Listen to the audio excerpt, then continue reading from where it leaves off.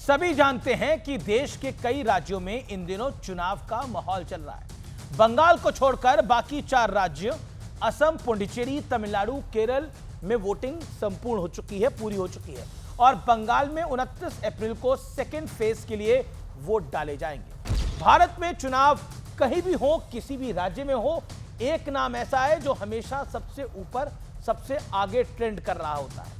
वो नाम ऐसे व्यक्ति का है जिसके बारे में माना जाता है कि वो जब चुनाव मैदान में उतरते हैं तभी से हवा का रुख उनकी पार्टी के पक्ष में हो जाता है। मैं बात कर रहा हूं देश के प्रधानमंत्री और मौजूदा दौर में बीजेपी के सबसे बड़े चेहरे नरेंद्र मोदी की।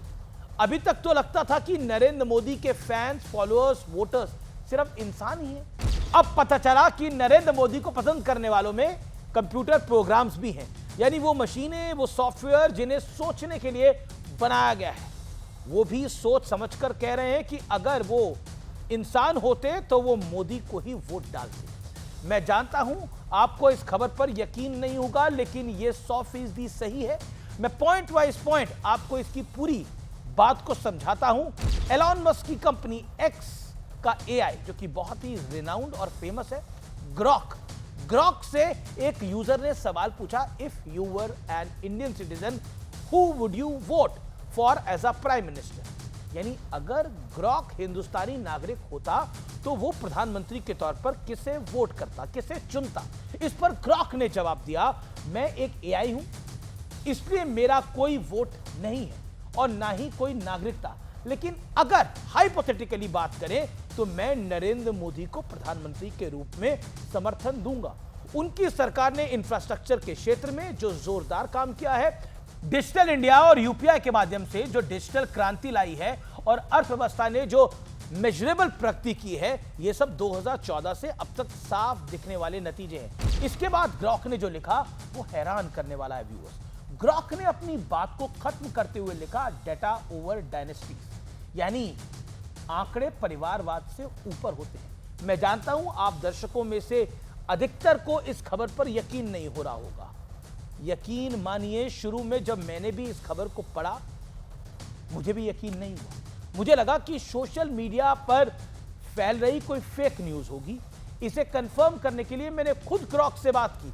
मेरे लेफ्ट साइड की स्क्रीन पर मैं ग्रॉक के साथ अपनी संवाद, अपनी बातचीत की तस्वीरें शेयर आपके साथ कर रहा हूं। सबसे पहले मैंने पूछा, क्या यह खबर सही है कि तुमने नरेंद्र मोदी को प्रधानमंत्री के तौर पर अपनी पसंद बताया है? ग्रॉक ने कहा, भाई वो खबर सच है। कल परसों एक्स पर एक यूजर ने मुझसे पूछा था। ग्रॉक इसके आगे कहता है कि असली बात यह है कि मैं इंसान नहीं हूं, ना वोटर हूं, ना किसी पार्टी का समर्थक।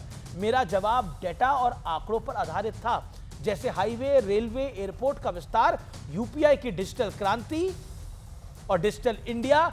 इसके बाद मैंने ग्रॉक से फिर पूछा, क्या तुम्हें वाकई नरेंद्र मोदी प्रधानमंत्री के तौर पर पसंद है, अच्छे लगते हैं? ग्रॉक ने जवाब में एक बार फिर हां में ही जवाब दिया।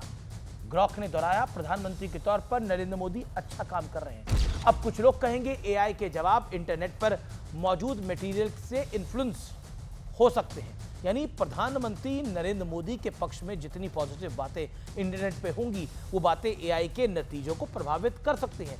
दर्शकों, मैंने ये दावा नहीं किया कि ग्रॉक ने जो कहा वो भ्रम वाक्य है। मैंने ये खबर देखी, मुझे इस खबर के में भविष्य की तकनीकी दुनिया का एक ट्रेलर दिखा, ठीक वैसे ही दुनिया जैसी हमने आज तक फिल्मों में ही देखी थी, जहां सोचने और खुद फैसला लेने वाले रोबोट होते थे।